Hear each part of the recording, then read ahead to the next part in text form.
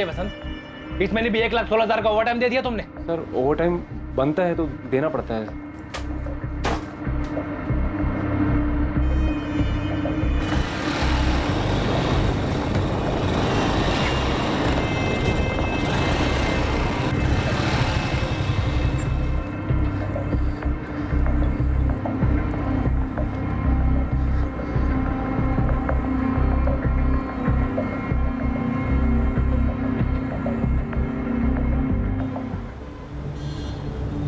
Bike का number क्या है? MH XX 342A। वैशाली, तुम्हारे पति राकेश सिन्हा करते क्या है? इंजीनियरिंग वर्कशॉप है, उनकी अपनी फैक्ट्री यूनिट है। क्या बात कर रहे हैं आप? जितना पुराना रिश्ता है ना हमारा, उतना ही पुराना रेट है। हाँ केडिया साहब, आप चिंता मत कीजिए, आप चिंता मत कीजिए। आज शाम तक आपका ऑर्डर आपके गोडाउन में पहुंच जाएगा। Thank you. काला नंबर 12/330, चित्रे इंडस्ट्रियल एस्टेट, वसई। जी। बिजनेस में किसी के साथ कोई दुश्मनी या फिर कोई धमकी वगैरह? नहीं मैम, मुझे तो कभी कुछ बताया नहीं। कोई लोन या फिर कोई बड़ा घाटा? बिल्कुल नहीं मैम, उल्टा काफी अच्छा चल रहा है उनका। अभी हमारी 5वीं एनिवर्सरी के लिए आपने ज्वेलरी बनाई, साड़ियाँ भी खरीदी थी। तुम ये बताओ, ये सोने का हार तुम्हें पसंद तो आया ना? क्या राकेश रोज इतने सुबह ही अपने वर्कशॉप चले जाते हैं? नहीं, ज्यादातर सुबह 9 बजे निकलते हैं और शाम को 5 बजे तक लौट आते हैं। लेकिन कल रात एक फोन आया था। नहीं, तुम कल सुबह 7 बजे ऑफिस में मिलो मुझे। कोई अगर मगर नहीं सुनूंगा। आ जाना चुपचाप। किससे बात हो रही थी? ये मुझे नहीं पता, लेकिन राकेश बहुत टेंशन में लग रहे थे। क्या हुआ, सब ठीक तो है ना? सुबह 7 बजे ऑफिस के लिए निकलूंगा मैं, नाश्ता करके जाऊंगा। क्या हुआ राकेश?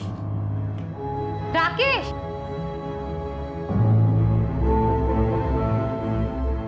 हेलो बॉबी, राकेश कहाँ है? हेलो असलम भाई, राकेश है वहाँ? राजू, तेरे राकेश साहब से बात करा जरा। शैलेश, राकेश का फोन ऑफ है क्या? सब कह रहे थे कि उस दिन राकेश वर्कशॉप आए ही नहीं। ऐसा पहले कभी नहीं हुआ मैम। देखिए, हमने ऐसे भी केसेस देखे जहाँ पर इंसान काम से बाहर चला जाता है, उसका फोन खराब हो जाता है या स्विच ऑफ हो जाता है। अभी तो सिर्फ 9 बजे, शायद देर रात तक लौटा है। हम अपनी तरफ से काम शुरू करें, कुछ खबर मिलती है आपको बता देंगे। Okay ma'am. सर, राकेश की CDR मंगवाई है और उसके बाइक के लिए लुकआउट जारी किया है। अपहरण? उसकी वाइफ कह रही थी सब अच्छा चल रहा है, ज्वेलरी पे ज्वेलरी खरीदी जा रही थी। और छोटे व्यापारियों का किडनैपिंग का सीजन भी चल रहा है इस वक्त। अरे क्या चीज है? कहाँ ले जा रहे हो मुझे?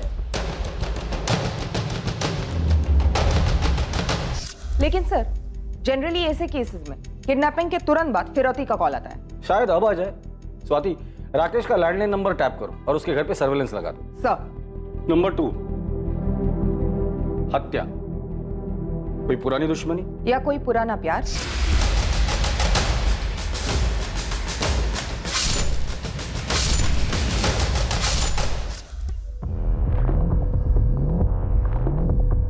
फरार? जर जोरू जमीन का कोई मसला होगा, शायद ये किसी से भाग रहा हो, या इसी ने किसी को मार डाला हो और फिर फरार हो गया हो।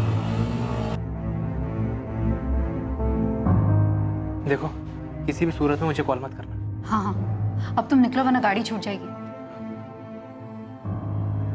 हो सकता है वाइफ भी राकेश के भागने में शामिल हो और हमारे सामने एक्टिंग कर रही हो।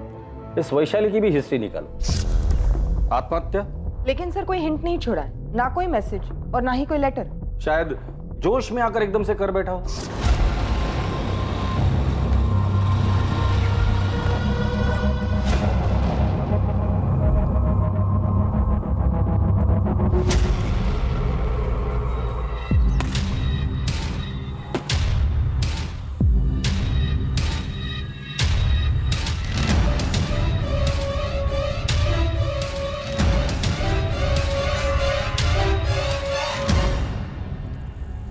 सर, मैं खबरियों से कहकर सारी पर्सनल डिटेल्स निकलवाती हूँ। ऑफिस में जाकर जितने भी लोग हैं सबसे बात करो और हर एक का स्टेटमेंट रिकॉर्ड करो। सर, जवान आदमी, बिजनेस अच्छा चल रहा है, खूबसूरत पत्नी, आत्महत्या का एंगल मुझे सबसे वीकेस्ट लगता है। स्वाति, कुछ पिंजरे ऐसे होते हैं जो दिखाई नहीं देते, सिर्फ उस पंछी को पता होता है कि उस पर क्या बीत रही है। क्या राकेश सिन्हा किसी ऐसे पिंजरे में कैद था जिससे निकलने का रास्ता सिर्फ आत्महत्या थी? और क्या सिर्फ राकेश पिंजरे में कैद था या और भी लोग थे जो अपने अपने पिंजरों में तड़प रहे थे?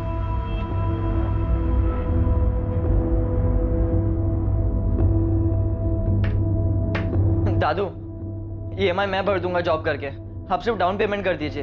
अरे मेरी स्कूटर फ्री में दे रहा हूँ ना, लेके जा जा। अरे दादू 30 साल पुरानी स्कूटर है, वो भी आपने सेकेंड हैंड खरीदी थी। इससे तो मैं कॉलेज में क्या इस टूटे फूटे घर के एक कमरे से दूसरे कमरे में ना लेके जाऊँ। सब बैठे बैठे मिल रहा है ना, इसलिए कदर नहीं है तुझे ओमकार। तुझे मालूम है ना ये घर तुझे मिलने वाला है, फिर भी उसे टूटा फूटा कह रहा है। इससे तो मैं घर ही ना बोलूं, पिंजरा है पिंजरा।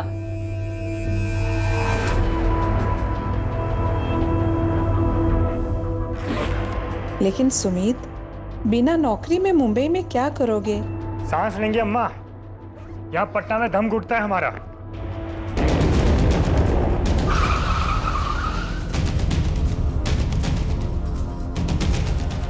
मैडम मैं राकेश सिन्हा का मैनेजर हूँ। मैम मेरा नाम बॉबी पिंटू है। ये राजू माने, शैलेश कोटियान और असलम दलवाई ये हमारे परमानेंट वर्कर्स हैं। बाकी कुछ कारीगर हैं जो डेली वेजेस पे काम करते हैं और ड्राइवर वगैरह तो कॉन्ट्रैक्ट पे हैं। आपका परमानेंट स्टाफ इतना ही है? नहीं मैम, हमारे अकाउंटेंट है वसंत प्रधान जी जो आज आए नहीं हैं। क्यों? उनका मैसेज आया था, उनकी तबीयत खराब है। और कल आप में से किसी ने भी आपके बॉस राकेश सिन्हा को नहीं देखा? नहीं मैम। ठीक है, अब सभी लोग अपना नाम, घर का पता और नंबर इस हवलदार साहब के पास लिखवाएंगे। बॉबी क्या कोई माजरा था?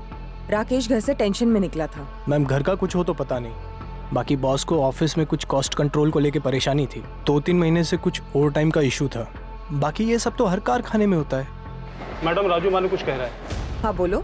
कल जब मैं काम पे आ रहा था ना, तो हमारे अकाउंटेंट साहब दिखे थे मुझे। उनकी तबीयत तो बिल्कुल ठीक थी, लेकिन बहुत ज्यादा गुस्से में और परेशान लग रहे थे। और प्रधान साहब क्या हालचाल? ये ऑफिस जाने के बजाय यहाँ का बैठे हो आप? अरे बाहर में क्या ऑफिस? क्या हुआ? नौकरी छोड़ दी मैंने, अभी जो होगा वो देखा जाएगा। देखो भाई प्रधान साहब, ये एकदम अचानक से क्या हुआ? क्या बात है, क्या हुआ?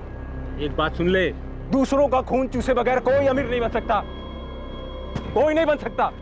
ये बात तूने मुझे पहले क्यों नहीं बताई? सर मुझे लगा कि ऐसे टेंशन में बोला होगा, और वैसे भी उन्हें बीपी की तकलीफ है। बॉबी, ये वसंत प्रधान रहते का है? कुछ पता चला मेरे पति का? अभी तक तो नहीं, लेकिन हम लोग यही पता करने में लगे हुए हैं। हम आपके लैंडलाइन की टेपिंग के लिए आए हैं। अगर किडनैपिंग हुई है तो फिरौती के लिए कॉल कभी भी आ सकता है। अंदर आ जाए हम लोग। जी जी आइए।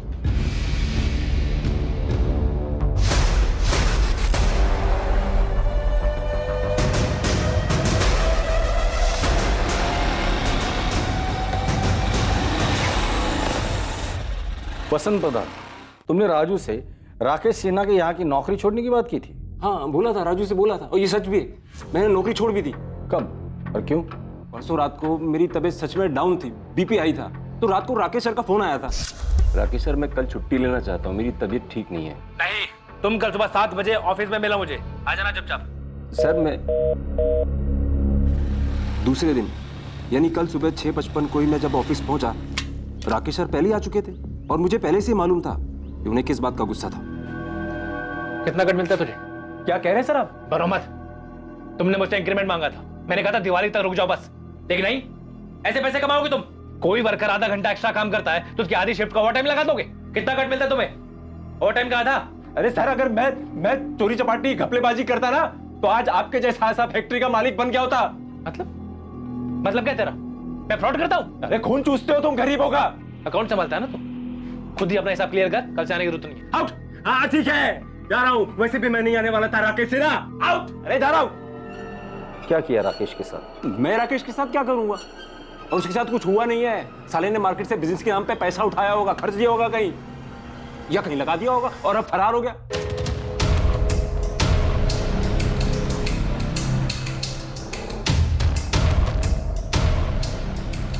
Madam phone tapping team Vaishali Sinha के साथ है। अभी तक फिरौते के लिए कोई कॉल नहीं आया। फोन पे नहीं, कोई खुद मांग लेकर जा सकता है। घर पे नजर रखो सर। राकेश सिन्हा के फोन रिकॉर्ड्स, उसका फोन स्विच ऑफ हुआ था 7:30 बजे। लोकेशन? उसका ऑफिस। वो ऑफिस में था। तब से क्या मैं झूठ बोल रहा हूँ? मैंने एक पैसे का झूठ नहीं बोला है सर। मैं कभी झूठ नहीं बोलता, और झूठ बोलता तो आज बड़ा आदमी बन गया होता मैं। अभी मैं जाऊं? मेरा सर फट रहा है। ठीक है जाओ। मैंने इस वसंत के पीछे एक आदमी लगाया है और इसकी सीडीआर मंगवाई।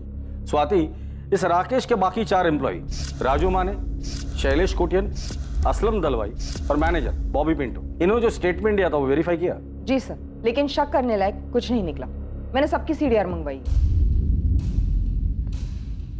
अकाउंटेंट वसंत प्रधान को लगता है कि लेनदारों से बचने के लिए ये राकेश भाग गया होगा। सर ऐसा भी क्या लोन जिसके लिए वो अपनी फैक्ट्री, वाइफ, घर सब छोड़कर भाग जाएगा? लोन नहीं तो लव अफेयर होगा, और लव में वैसे भी लॉजिक की कोई गुंजाइश होती कहाँ है। प्यार में तो लोग भागते हैं, भगाते हैं, मरते हैं, मार देते हैं, फिर उसी को प्यार भी कहते हैं।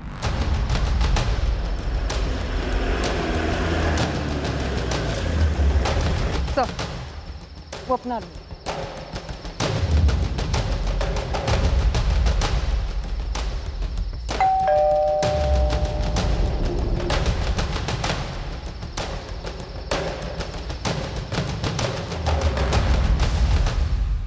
अफेयर मेरे हस्बैंड का? तुम्हें कभी शक हुआ था? वो वैसे है ही नहीं, बस अपना काम और घर। इनफैक्ट हमारे रिश्ते में भी सब कुछ ठीक था। शादी को कितने साल हो गए? जी ये 6ठा साल है। आप मुंबई से ही हो? नहीं, हम असल में पटना से हैं। मुंबई कब आए थे? बस 1 ही साल हुआ है। पटना में क्या बिजनेस था? यही सेम बिजनेस था। तो फिर पटना क्यों छोड़ा? मैडम राकेश हमेशा से मुंबई आना चाहते थे, उनके बड़े अरमान थे। वहाँ शादी से पहले राकेश की कोई गर्लफ्रेंड थी? मैंने कभी पूछा नहीं, उन्होंने कभी बताया नहीं, पर मैं ये दावे के साथ कह सकती हूँ कि ना उनका कोई अफेयर था और ना है। हो सकता है राकेश ने किसी को छोड़ा हो और उसने ये बदला लिया।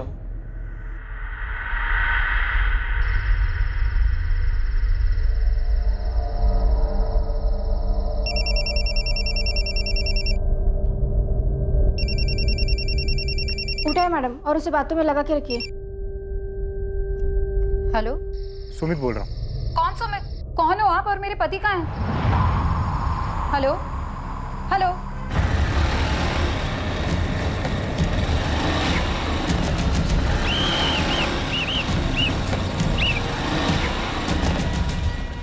हेलमेट निकालो, लाइसेंस दिखा। बाइक किसकी है? मेरे दादू की। अच्छा, दादा के नाम पे मुझे मामा बना रहा है। चल नीचे उतर, चल चाबी निकाल।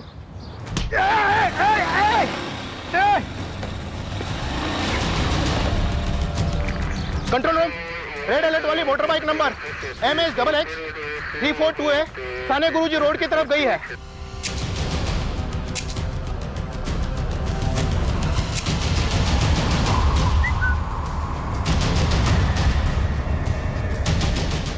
साहब, हमारा ओमकार चोर नहीं है, वो सब कुछ सच सच बता देगा।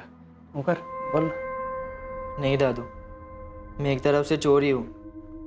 अरे क्या बोल रहा है तू? सर वो बाइक काफ़ी देर से वही के वही खड़ी थी, खाड़ी के पास, और उसमें चाबी भी लगी थी। मुझे तो उसे पहली बार देखकर लव हो गया था, और उसके आसपास कोई था भी नहीं।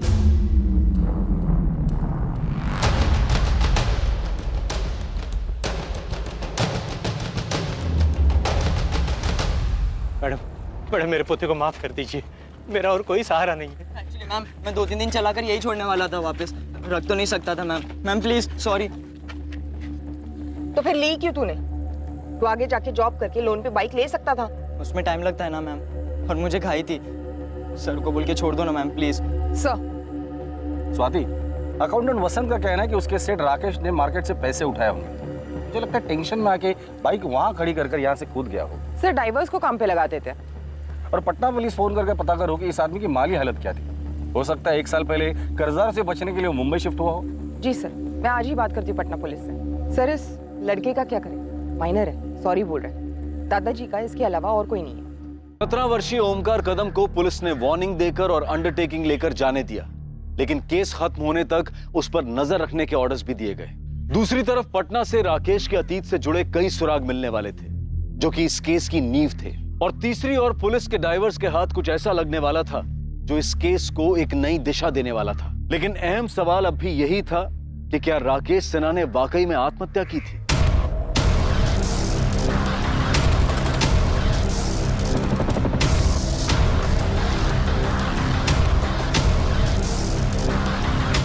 सर हेलमेट मिला है और बैग मिला, उस बैग के अंदर मोबाइल। सर लास्ट बैग होगी, हो सकता है किसी किनारे पर मिल जाए। मुंबई, पालघर और कोकण कोस्टल पुलिस को इन्फॉर्म करो और वैशाली सिन्हा को बुलाकर इन चीजों की शिनाख्त करवा लो।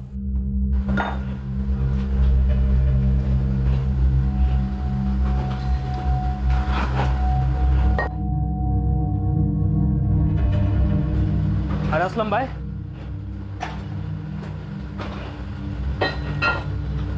क्या हुआ असलम भाई, आग हो गए?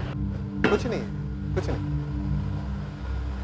देखो बॉबी, राकेश की पत्नी मिसेस सिन्हा भी मेरे चेक पे साइन कर सकती है। ये है मेरा पूरा हिसाब और मुझे आज ही चेक चाहिए। सवाल ही नहीं उठता वसंत जी, इतनी खुदगर्जी भी ठीक नहीं। अरे राकेश साहब गायब है, इतनी टेंशन है और आप। अरे टेंशन को लिखो लेजर में और किधर समंदर में जाके फेंक दो, क्योंकि राकेश तो अब लौट नहीं से रहा। क्या आप फालतू बातें कर रहे हो वसंत जी? अरे अच्छा नहीं बोल सकते तो कम से कम मनहूस बात तो मत करो।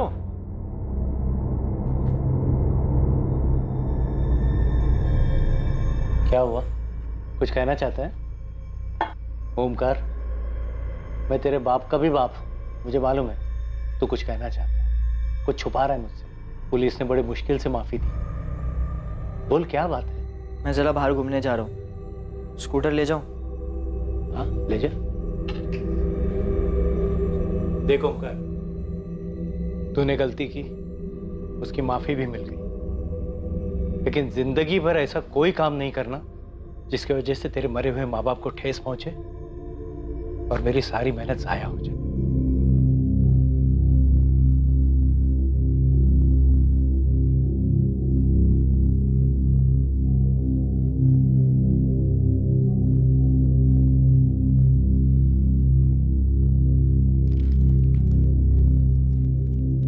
राकेश ने सुसाइड किया? कंफर्म नहीं है, पर इस वक्त इसी चीज की संभावना काफी है। पर क्यों? और उनकी बॉडी? देखिए, बॉडी आज कल परसों शायद हफ्ते भर में मिल भी जाएगी, लेकिन हमारे लिए ये जानना जरूरी है कि राकेश ने आत्महत्या क्यों की, ऐसी कौन सी मजबूरी थी, और आपको उसके लिए हमें कोऑपरेट करना पड़ेगा। क्या उन्होंने मार्केट से बहुत बड़ी रकम उठाई थी? ऐसा कुछ नहीं था सर, मैं आपको बता चुकी हूँ, सब सही चल रहा था और अब ये सब। आप श्योर हैं ये सब सामान आपके पति राकेश का ही है? जी मैम, मुझे विश्वास नहीं हो रहा कि मेरे पति सुसाइड कर सकते।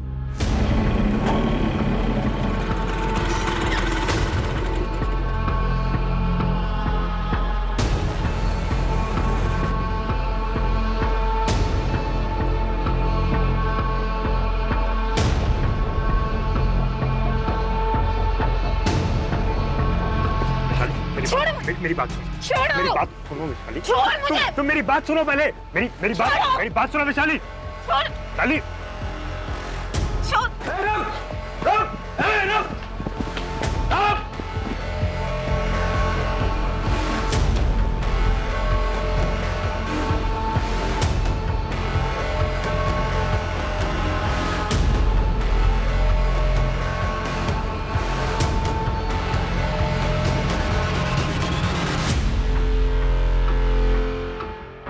मैनेजर बॉबी, वर्कर्स राजू, शैलेश और असलम और अकाउंटेंट वसंत सबके सीडीआर आ गए, स्कैन किए गए, लेकिन शक करने लायक कुछ नहीं निकला। पटना पुलिस का क्या कहना है? सर, उन्होंने राकेश के पटना वाले बैंक से बात की है। बैंक स्टेटमेंट से पता चला है कि मुंबई आने से पहले राकेश का बैंक बैलेंस और इन्वेस्टमेंट काफी अच्छे थे, प्रॉपर्टी है, भारी इंश्योरेंस पॉलिसी है, और तो और जितने क्लाइंट्स उसके पटना में थे, जितनी कमाई थी, उसके आधे भी मुंबई में नहीं थे। कोई पर्सनल इश्यू तो होगा ही होगा। वहां के खबरियों का क्या रिपोर्ट है? अपने माँ बाप का इकलौता बेटा था राकेश। माँ बाप काफी पहले गुजर गए थे और रिलेटिव्स ऐसे कोई था नहीं।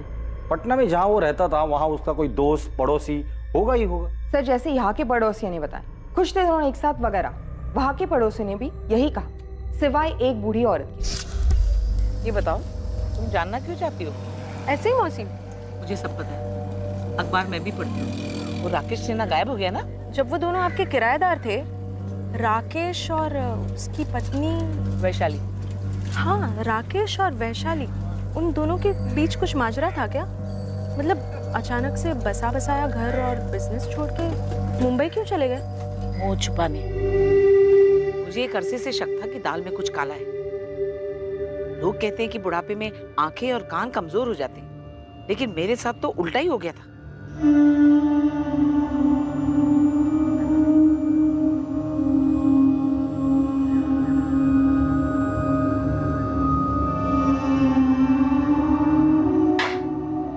नमस्ते काकी। जीते रहो बेटा। किराया देने आया था।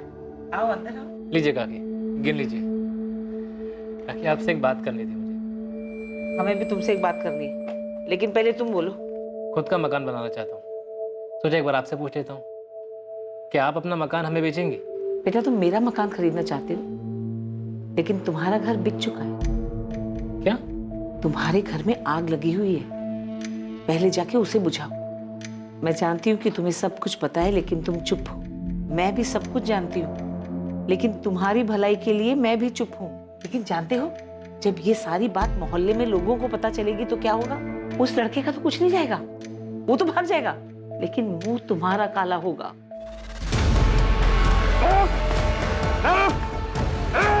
हमसे बच के नहीं जा सकता साले।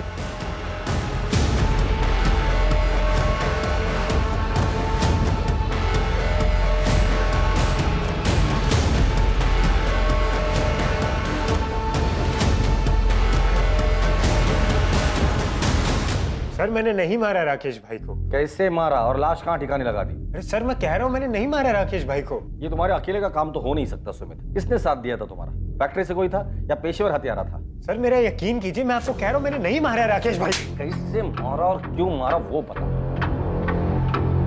हाँ अफेयर हुआ था सुमित के साथ। हुआ था या अभी भी चल रहा है? तुमने और सुमित ने मिलकर राकेश को ठिकाने लगा दिया? नहीं मैम, मैं तो सुमित को पूरी तरह से भुला चुकी थी।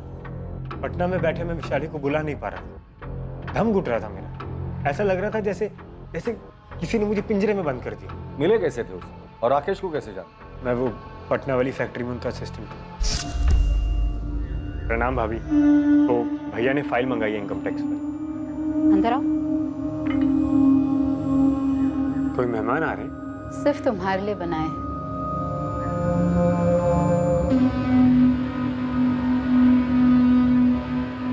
हमारे बीच में पहले दिन से एक आकर्षण था।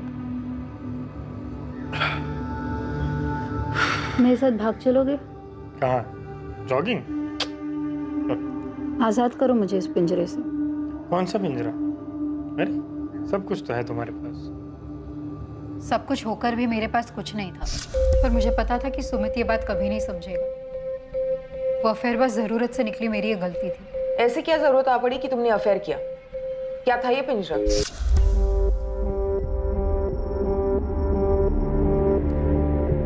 कम से कम मेरी तरफ देखो तो सही राकेश। ऐसे पीठ दिखाने से तो प्रॉब्लम हल नहीं होगी ना। कौन सी प्रॉब्लम है शाली? कौन सी प्रॉब्लम? यही कि मैं तुमसे दिल से प्यार करता हूँ, दिन रात हमारे भविष्य के लिए मेहनत करता रहता हूँ। विशाली ठीक है ना, बच्चा नहीं हो रहा है तो 1-2 साल में हो जाएगा। बात सिर्फ बच्चा होने ना होने की नहीं है, वो अलग मसला है। मसला है इस बेडरूम का, जो तुम्हारी और मेरी दोनों की खुशी के लिए बना है। 4 साल से कह रही हो राकेश, डॉक्टर के पास चलते बात करते हैं किसी से। विशाली तुम्हें क्या बात करनी है किसी डॉक्टर से? क्या कहना है किसी को? यही कि हम दोनों के बीच में संबंध बेहतर कैसे कर सकते हैं, कैसे खुश रह सकते हैं, एक दूसरे को सैटिस्फाई कैसे कर सकते हैं। विशाली मैं सेटिस्फाई हूँ, तुम्हें क्या चाहिए मुझे समझ में नहीं आ रहा है। तुम हमारी प्राइवेट जिंदगी की दुनिया में नुमाइश क्यों करना चाहती हो? कौन सी प्राइवेट जिंदगी? हाँ कौन सी प्राइवेट जिंदगी? एक झूठ ही जी रहे थे हम, एक झूठ जो राकेश ने खुद को बोल रखा था कि सब कुछ सही है, कोई प्रॉब्लम नहीं है। देखो जो हुआ सो हुआ, मैं इसे तुम्हारी गलती समझकर माफ करने के लिए तैयार हूँ। मुझे माफी नहीं राकेश, डिवोर्स चाहिए। मैंने मुंबई में सारी सेटिंग कर ली है, अगले हफ्ते मुंबई निकल रहे हैं। मुझे मुंबई नहीं जाना। वहाँ कौन है हमारा? तभी तो मुंबई जा रहे हैं, क्योंकि वहाँ हमारा कोई नहीं है। वहाँ हमारे बारे में किसी को कुछ पता नहीं होगा। लेकिन हमें तो पता होगा हमारे बारे में। उसे खुद से कब तक छुपाते रहेंगे राकेश? क्रेडिट कार्ड है तुम्हारे पास, जितनी भी शॉपिंग करनी है दिल खोल के कर लो। जिससे भी मिलना है एक आखिरी बार मिलो। और मैं वो आखिरी बार भी सुमित से नहीं मिली। और अब राकेश गायब क्या हो गए, ये सुमित अचानक से पूरे 1 साल बाद यहाँ धमक गया है। वैशाली ने बोला था मुझसे कि राकेश भाई हमारे बारे में सब कुछ जानते हैं, लेकिन उन्होंने कभी सामने से मुझे कुछ नहीं पूछा और ना ही नौकरी से निकाला। मुझे थोड़ा बुरा भी लगता था, लेकिन अफेयर जारी रखा। मेरी तरफ से तो कभी खत्म ही नहीं हुआ था सर, लेकिन वैशाली ने उसके बाद मुझे कभी कांटेक्ट नहीं किया। उसके बावजूद तुम यहाँ मुंबई में आ गए और फिर दोनों ने मिलकर राकेश को मार डाला। नहीं सर, बिल्कुल नहीं।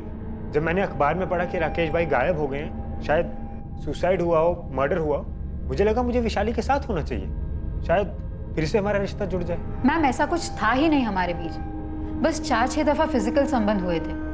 मेरी गलती थी, मैंने डिवोर्स मांगा, राकेश ने दिया नहीं। मैंने समझौता कर लिया था अपने तकदीर के साथ, कबूल कर लिया था कि मुझे शायद इस जिंदगी में वो शारीरिक सुख नसीब नहीं होगा, वैशाली, क्या तुम्हें ऐसे लगता है कि तुम्हारे सुमित वाले अफेयर की वजह से राकेश को अपनी कमियों का ज्यादा एहसास हुआ हो और उसने आत्महत्या कर ली हो? अगर ऐसा होता तो वो कभी तो जताते, कुछ तो बोलते, पर ऐसा कभी नहीं हुआ और वो आत्महत्या करने वाले आदमी नहीं है। तो फिर सुमित ने राकेश का कत्ल कर दिया हो? माना मैं उसके लिए यहाँ चल आया, उसे कभी बुला नहीं पाया, लेकिन मैं इतना गया गुजरा इंसान भी नहीं हूँ कि किसी का कत्ल करने का सोचूं। सर, राकेश भाई के गायब होने में मेरा कोई हाथ नहीं है। तुम्हारा हाथ है या और हाथों ने तुम्हारा हाथ बटाया था, ये तो बहुत जल्द पता चल ही जाएगा।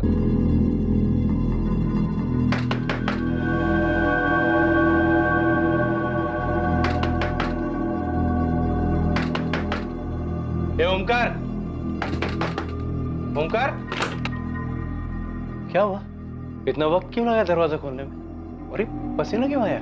वो एक्सरसाइज कर रहा था ना, मैंने खाना गर्म करके खा लिया है। दोस्तों से मिल के आता हूँ जरा। इस वक्त? हाँ, वो कल टेस्ट है ना, तो तैयारी करनी है।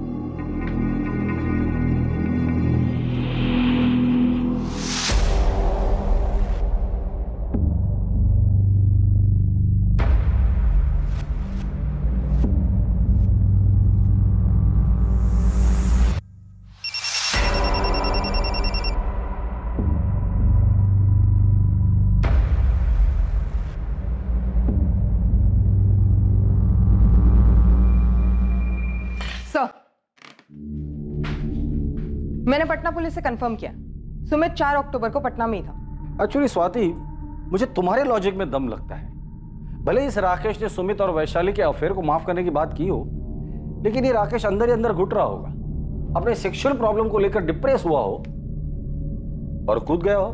सर, दरअसल मैं अपनी थियोरी को डाउट कर रही हूँ। मैं सोच रही थी कि शायद ये वैशाली झूठ बोल रही हो, वैशाली और सुमित ने मिलकर ही राकेश को मार डाला हो, इसलिए मैंने दोनों की सीडीआर मंगवाई है। शायद ये सुमित ने पटना से ही कत्ल करवाया होगा। सर वो लड़का आया है, बाइक चोर ओमकार कदम। किसका नैपकिन है ये? मेरा है सर। इस पर खून किसका है और ये हमें क्यों दिखा रहे हो? वो मैंने आप लोग को बाइक के बारे में पूरी बात नहीं बताई थी, एक बात छुपाई थी।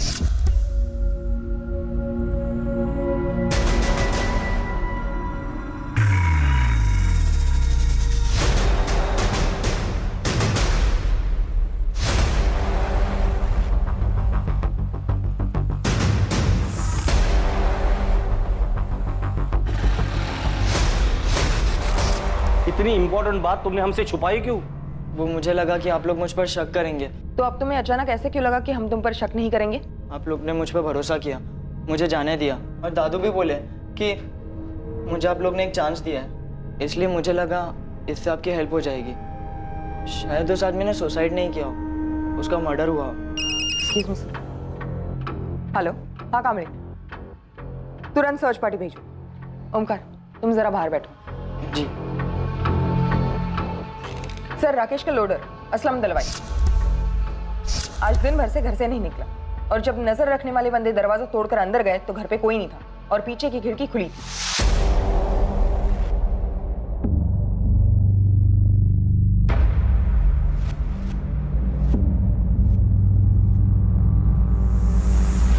स्वाति, इसे फॉरेंसिक लैब भेज दो और उस असलम को अपनी कस्टडी में ले लो।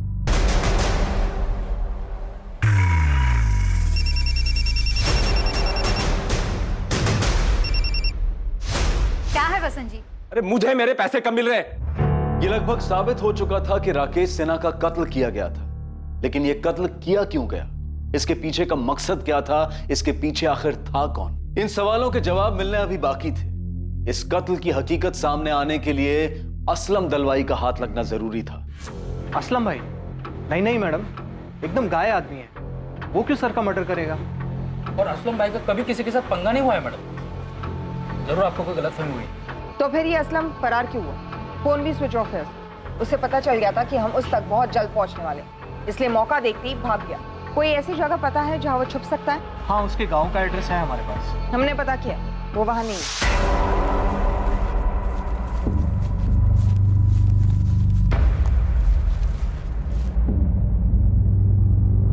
सर, सुमित और वैशाली के बीच पूरे 1 साल कोई कांटेक्ट नहीं रहा, सिवाय 3 दिन पहले जब सुमित ने वैशाली को कॉल करना शुरू किया, जो कि उसने कबूल किया। दोनों की कॉल लिस्ट में ऐसा कोई नंबर भी नहीं जिससे उन पर शक जाए। लेकिन एक गौर करने वाली बात है, हाल ही में अकाउंटेंट वसंत प्रधान की तरफ से वैशाली को कई कॉल्स किए गए। मेरी मेहनत की कमाई है सर, और मुझे इस वक्त उसकी सख्त जरूरत है। मैंने बॉबी को बोला था कि वैशाली ऑथराइज है मेरे चेक को साइन करने के लिए, लेकिन बॉबी ने बोला पहले राकेश को मिल जाने दो। अरे मेरे को मेरे पैसे की अभी जरूरत है, इसलिए मैं लगातार वैशाली को फोन कर रहा था। बोलिए क्या गुनाह किया मैंने? अकाउंटेंट वसंत प्रधान के खिलाफ कोई ठोस सबूत नहीं था, लेकिन यह भी सच था कि 4 अक्टूबर की सुबह सिर्फ एक वही था जिसने राकेश को ऑफिस में देखा था, जिसके बाद राकेश गायब हुआ। पर क्या सच में वसंत ही था जिसने आखिर में राकेश को फैक्ट्री में देखा था? आखिरकार पुलिस को एक ब्रेक थ्रू मिला। अब असलम भी पकड़ा गया था। उससे पुलिस को आगे की एक स्ट्रॉन्ग लीड मिली। केस क्लोज होने वाला था।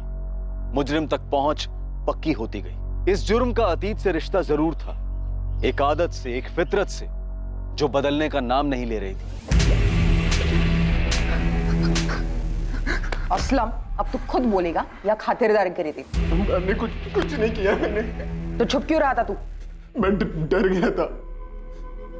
मुझे सच में नहीं पता कि उस सुबह कुछ ऐसा। असलम, अब तू खुद बोलेगा या खातिरदारी करी थी? मैंने कुछ नहीं किया। मैंने तो छुप क्यों रहा था तू? मैं डर गया था। मुझे सच में नहीं पता कि उस सुबह कुछ ऐसा होने वाला था। अभी हमारी 5वीं एनिवर्सरी के लिए आपने ज्वेलरी बनाई थी, साड़ियाँ भी खरीदी। तुम ये बताओ, ये सोने का हार तुम्हें पसंद तो आया ना? सच कहूँ तो नहीं राकेश, मुझे ये सोने का हार नहीं पहनना। मुझे बस इस सोने के पिंजरे से आज़ाद होना है। फिर से बोल रही हूँ राकेश, मुझे डिवोर्स चाहिए। पिछले साल जब तुमने सुमित के साथ अफेयर किया था तब भी तुमने डाइवोर्स की रट लगा रखी थी। इस बार फिर से अफेयर शुरू किया? नहीं राकेश, मैं तो उसके कांटेक्ट में भी नहीं हूँ। मैं सुमित की बात नहीं कर रहा हूँ वैशाली। इस बार मैंने खुद अपनी आंखों से देखा।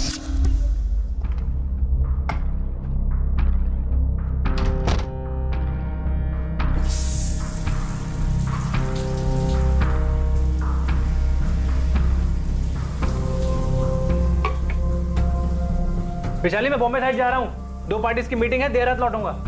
ठीक है।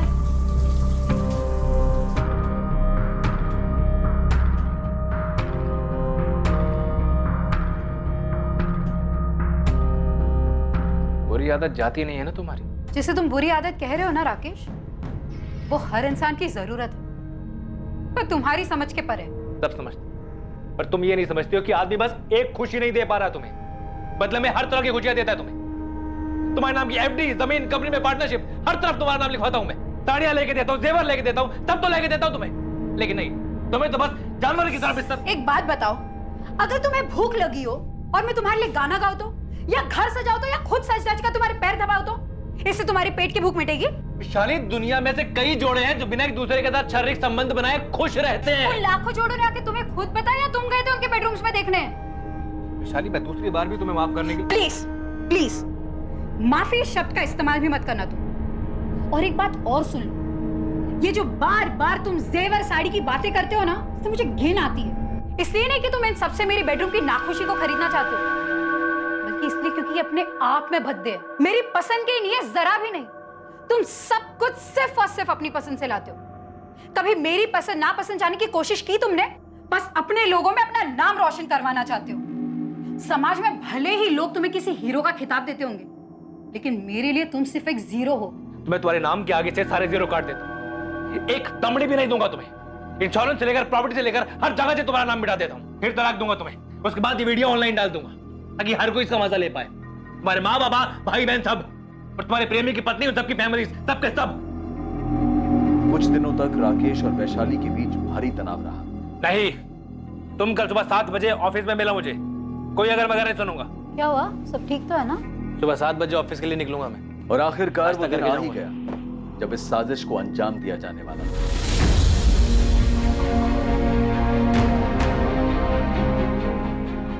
वो कल सुबह ऑफिस 7 बजे आने वाला है, इससे अच्छा दिन नहीं मिलेगा।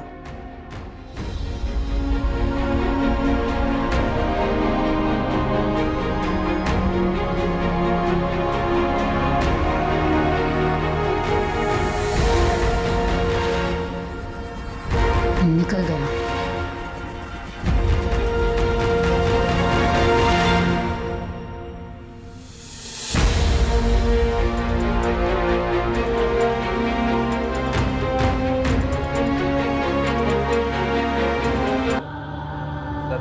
ऐसा मैंने पहले कभी कुछ नहीं किया। ऐसा कुछ मतलब मर्डर? नहीं सर, मतलब वो अफेयर सर। सर मेरा फर्स्ट टाइम था सर। राकेश उस दिन एक नई डील के लिए शहर के बाहर गए थे, तो मुझे उन्होंने घर से एक फाइल मंगवाने के लिए कहा था। क्लाइंट का डील क्लोजर था, अर्जेंट था।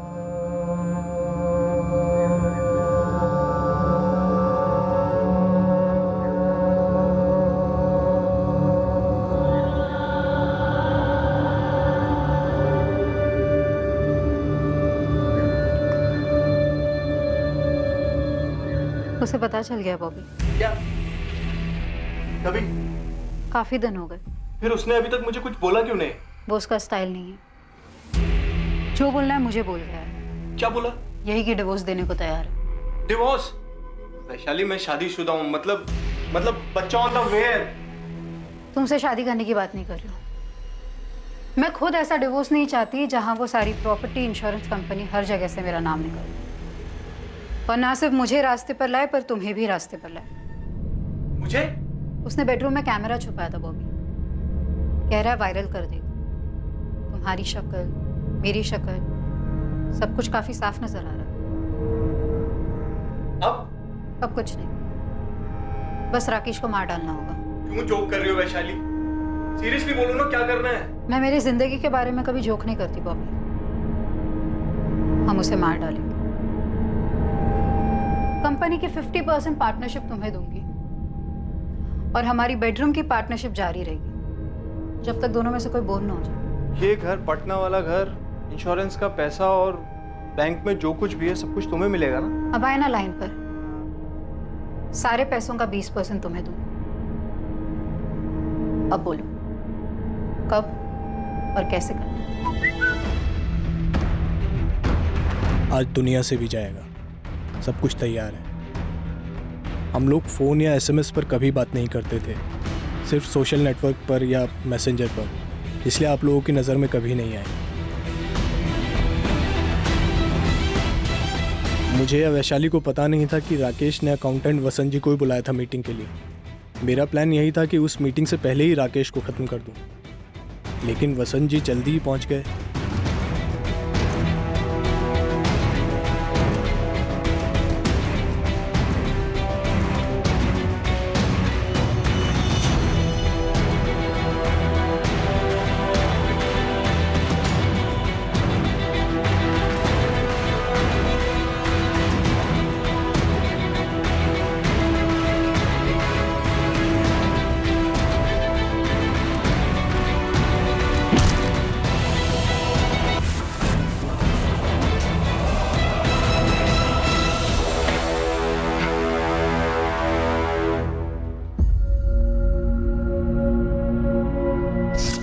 मुझे राकेश सर ने खुद एक रात पहले फोन किया था। किस बारे में? जी सर। असलम, कल 7:30 बजे आ जाना ऑफिस। जी सर। सर वो किस लिए सर? हमारा काम बढ़ाने का सोच रहा हूँ। पूरा गाला मैनेज कर सकोगे बतौर मैनेजर? जी सर, आराम से सर। इसलिए गया था मैं वहां, कितने अरमान लेकर, और क्या देखता हूं, और क्या किया मैंने, इतना बड़ा गुनाह। सुन, मुझे नहीं सुनना, साहब ने तुझे यहाँ क्यों बुलाया? इस कांड के बारे में किसी से चू मत करना। अगर तूने इसके बारे में किसी को बताया ना, तो गांव में तेरे बीवी बच्चे, तेरे परिवार को काट देंगे। पुलिस भी शामिल है इसमें। मुझे बस घर जाने दीजिए। मैं यही कहूंगा कि मैं जल्दी आया ही नहीं। वो तो पुलिस वालों को बताना ही होगा। और तू इस वक्त एक काम कर, मेरे साथ ऊपर सेप्टिक टैंक पर चल। राकेश सर की बॉडी को ठिकाने लगाना है और एक खून भी साफ करना है। देख, ये कांड शांत होने तक किसी को कुछ नहीं पता, ठीक है? जैसे ये कांड शांत हो जाएगा ना, मैं तेरे को मैनेजर बनाऊंगा।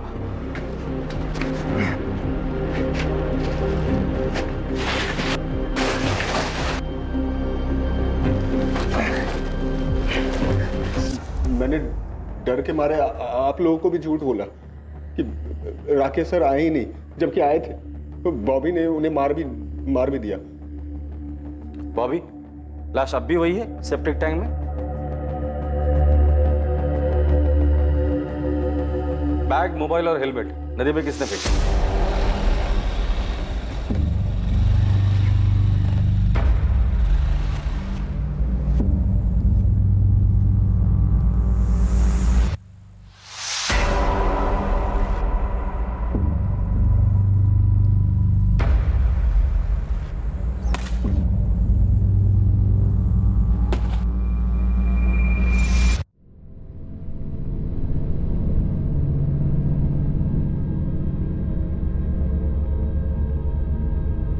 बॉबी पिंटो और वैशाली सिन्हा पर हत्या करने और असलम दलवाई पर हत्या में षड्यंत्र करने के आरोप लगे। उनके खिलाफ चार्जशीट फाइल हो चुकी। एक बंधन से मुक्त होने के लिए हत्या का सहारा लेने वाली वैशाली सिन्हा अब अपने जुर्म के पिंजरे में हमेशा के लिए कैद होकर रह गई। फोरेंसिक रिपोर्ट से प्रूव हो गया ओमकार के नैपकिन पर मिले खून के ट्रेसेस वाकई में राकेश के ही थे। फोरेंसिक ये भी साबित कर पाई कि बाइक पर भी वही ट्रेसेस हैं और साथ ही बॉबी की उंगलियों के निशान भी मैच कर लिए गए। इस केस में सभी शामिल लोग, पीड़ित, आरोपी, संदिग्धों ने अपने आप को एक पिंजरे में जकड़ा हुआ पाया, पर यह पिंजरा हकीकत नहीं थी। सच तो यह था कि यह पिंजरा दरअसल इन्हीं सब का एक मानसिक दृष्टिकोण था, एक सोच थी जिसे वो बदल नहीं पाए, उसके शिकंजे से निकल नहीं पाए। आरोपी वैशाली की शारीरिक संतुष्टि की याचना बिल्कुल जायज शिकायत थी। हर इंसान को अपने तरीके से जीने का पूरा हक है, पर उसने अफेयर से राहत पाने की कोशिश की और फिर अपने पति की हत्या को अपने पिंजरे की चाबी बनाया। और वजह सिर्फ यही नहीं थी, वैशाली रिहाई के साथ सोने का पिंजरा भी चाहती थी और वो पिंजरा था राकेश की संपत्ति। और इसी के कारण वैशाली के साथ किसी भी किस्म की नैतिक सहानुभूति रखने की कोई गुंजाइश नहीं बनती। दूसरी तरफ राकेश ने खुद अपने आप को एक झूठ के पिंजरे में कैद किया हुआ था। सच जानते हुए भी वो इस भ्रम में जीना चाहता था कि दुनिया की हर खुशी पैसे से खरीदी जा सकती है। उसने अपनी पत्नी की जरूरतों को नजरअंदाज करके और फिर उसे ब्लैकमेल करके एक ऐसा रास्ता अपनाया जहां हर कदम पर जुर्म का साया दस्तक दे रहा था। सही समय पर सही कदम उठाने से इन सब की जिंदगी इस तरह उलझने से बच सकती थी, कई जानें बच सकती थी, जिंदगियां पिंजरों की कैद से रिहा हो सकती थी। और ऐसा होना तभी संभव है जब इंसान अपनी सोच, अपने दृष्टिकोण को बदले, खुद इस पिंजरे से बाहर निकलने की कोशिश करे, क्योंकि इस पिंजरे की चाबी हर इंसान के अपने हाथ में ही होती है। अब मैं अनूप सोनी आपसे विदा लेता हूं, फिर मुलाकात होगी एक और नए केस के साथ। देखते रहें क्राइम पेट्रोल सतर्क, सोमवार से शुक्रवार रात 11 बजे। और याद रखें, क्राइम और आपके बीच में सिर्फ इतना फर्क है कि आप कितने सतर्क हैं। सतर्क रहें, सुरक्षित रहें। जय हिंद।